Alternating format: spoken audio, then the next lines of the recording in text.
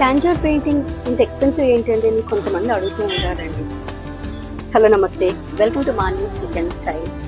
ఏదైనా ఒక వర్క్ ఇచ్చే డీటెయిలింగ్ బట్టే, దాంట్లో ఉండే కష్టం బట్టే దాని వాల్యూ అన్నది ఉంటుందండి. ఫర్ ఎగ్జాంపుల్, ఈ టాంజర్ పెయింటింగ్ బ్లౌజ్ చూడండి. ఇది మేము హైదరాబాద్లో క్లయింట్ కోసం చేసి పంపిస్తున్నాము.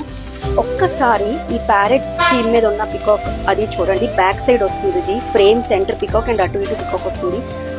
ఒకసారి దగ్గర చూపించము.